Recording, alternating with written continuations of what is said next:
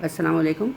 یہ آپ کی 5ویں جماعت کی گل لالہ کا جو ہم پہلا چیپٹر آپ کو سبق حمد جو ہم آپ کو ایکسپلین کر چکے ہیں پہلے، اس کی ورکنگ بتاؤں گی میں آپ کو آج. ورکنگ میں اس سے پہلے سب سے پہلے ہم بتائیں گے شاعر کا تعارف. یہاں آپ کی بک میں پیج نمبر 3 پر لکھا ہوا ہے شاعر کا تعارف، لیکن تھوڑا سا میں آپ کو بتا دوں گی اور پھر آپ بھی اپنے الفاظ میں لکھ سکیں گے. شاعر کا تعارف اس کو اور مختصر کر کے بھی لکھ سکتے ہیں آپ مزید. محمد حسین آزاد جو تھے وہ اردو کے ادیب تھے اور شاعر تھے، اور ان کا تخلص جو تھا وہ آزاد تھا. 1830 میں ہندوستان میں پیدا ہوئے یہ، اور اس کے بعد پھر جب ان کے والد صاحب کا انتقال ہو گیا تو اپنی والدہ کے ساتھ لاہور آ گئے، اور وہاں آنے کے بعد یہ محکمہ تعلیم میں بطور استاد کام کرنے لگے، اور ساتھ ساتھ انہوں نے کیا کیا کہ بچوں کے لیے عمدہ اور درسی کتابیں بھی لکھنی شروع کر دیں، اور یہ ان کی جو کتابیں تھیں وہ مدرسوں میں اسکولوں میں پڑھائی جاتی تھیں. محمد حسین آزاد جو تھے وہ اردو کالج لاہور میں عربی اور فارسی کے پروفیسر بھی رہے. ان کی جو جتنی خدمات تھیں جو انہوں نے علمی حوالے سے اور ادبی حوالے سے کی، حکومت نے ان کو اس کے اعزاز کے طور پہ شمس العلماء کے خطاب سے نوازا. پھر وہ 1910 میں لاہور میں انتقال ہو گیا ان کا، اور تقریباً 80 سال کی عمر ان کی تھی.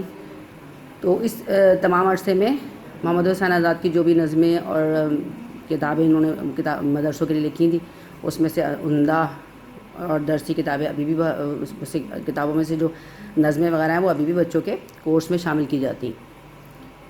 اچھا، اس کے بعد کیا ہے، تشریح کرنے کا طریقہ بتایا ہوا اس میں. آپ لوگ پڑھیں گے تو یہ کو آپ نے صرف تھوڑا ریڈ بھی کر لیں گے تو آپ کو اس سے کیا ہوگا، ہیلپ آؤٹ ہو جائیں گے آپ، مطلب آپ کی بھی لگی آپ کو اس سے کہ پتہ چلے گا کہ شعر کی تشریح کرتے کیسے ہیں. اس میں کیا ہوتا ہے، شعر کی تشریح سے کرنے سے پہلے شاعر کا حوالہ اور نظم کا حوالہ دینا پڑتا ہے. تو یہ یہاں لکھا ہوا ہے، اس کو آپ پڑھیں گے تو آپ کو اس سے مدد ملے گی. پھر اس کے بعد تشریح بھی بتائی گئی، جو آسان الفاظ میں تشریح کیسے کرتے ہیں. پھر کیا ہے، اس میں آپ کا پیج نمبر ہے 4. پیج نمبر 4 پہ یہ مشکل الفاظ دیے ہوئے، نئے الفاظ اور ان کے معنی بھی لکھے ہوئے ہیں. اسی طرح کالم بنا کے اپنی کاپی میں اس کو نقل کر لیں گے، اس سے آپ کی پریکٹس بھی ہو جائے گی، کیونکہ آپ کو پتہ ہے یہ الفاظ آپ کے بعد میں ہم املا کے الفاظ کے طور پہ استعمال کرتے ہیں.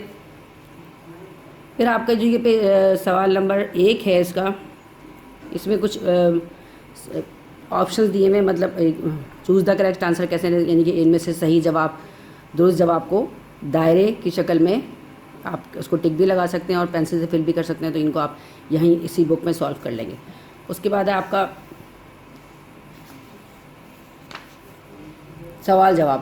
یہ سوال جواب میں آپ کے یہ لکھے ہوئے سوال، ان کے مختصر 1 لائن ایک لائن کے جواب ہوں گے، وہ آپ یہاں کریں گے، اپنی کاپی میں کریں گے. جیسے یہ والا سوال، یہ والا حصہ جو ہے آپ کی کاپی میں کریں گے.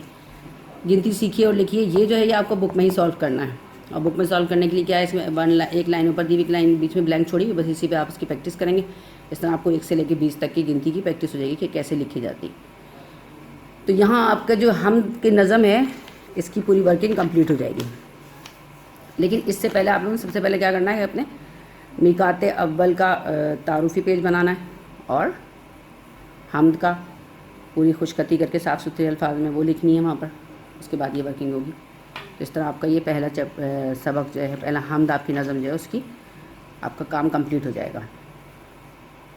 اس کے بعد جو اگلا وہ ہے اس کا سبق حمد، نعت وغیرہ، وہ ہم اگلے والے اس میں بتائیں گے نیکسٹ میں. تب اللہ حافظ.